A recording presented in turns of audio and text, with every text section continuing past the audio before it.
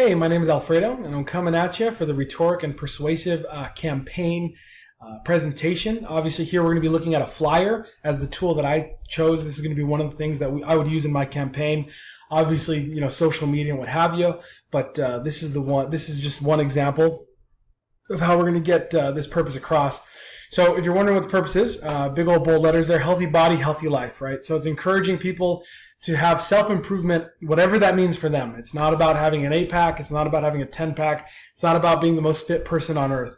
It's just about making small changes or large changes, if that's what you want to do, to improve your health, which can then improve your life, right?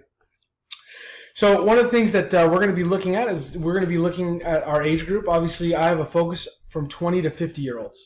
I felt like that was a solid age group for those who would still want to make a change. There's obviously going to be a special emphasis on parents. One of the really neat programs that came out within the last few years was Play 60 from Michelle Obama, the former First Lady. This is kind of taking that Play 60 that was encouraging for kids to play 60 and taking it to their parents. If children see their parents getting out, being active, working out, eating healthy, there's a great likelihood that they're going to want to follow suit. And so ages of 20 to 50 with an emphasis on parents. Obviously, anyone is welcome to make self-improvement. We'd encourage them to do so. Some of the theories that I'll be using, the first idea that I would use probably is elaboration likelihood model.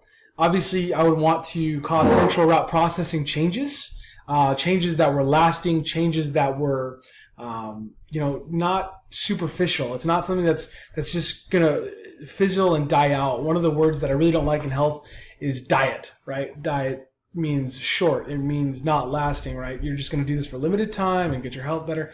That's not what this is. It's encouraging just a life change that's sustainable, that can be continued, right? I'm definitely going to want to cause some dissonance in the human mind using the cognitive dissonance theory. We want people to struggle with the fact of, should I sit here and watch TV or should I work out? I have 10 minutes here. Should it be doing what I want to do, or should maybe go for a run, or maybe just do some sit-ups, maybe do some jumping jacks. This doesn't need to be going to the gym. This doesn't need to be taking hours out of our day. It's just making small changes. And lastly, I'd be using the theory, I will be using the theory of reasoned action, right? So we want to change the attitude. We want to change the attitude. We change the attitude in somebody, especially a parent. We've now changed the norm, the social norm in that family. As a child looks at their parent work, obviously they're going to be encouraged to do so. One of the biggest problems that's facing this get healthy body, healthy life idea are people who, they don't want to make a change, or they don't have time to make a change, or, I don't want to diet because it's expensive. It's just small things. That's why you see there one step at a time. It doesn't mean this radical change. It doesn't mean not eating. It doesn't mean hours and hours in the gym. That's not what it means.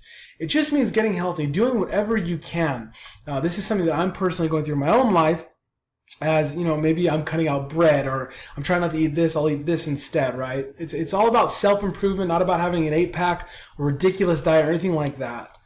Some of the research that I've done that really kind of shows the need for something like this is obesity in America is one. It was 12% in 1990. It's all the way to 23% in 2005.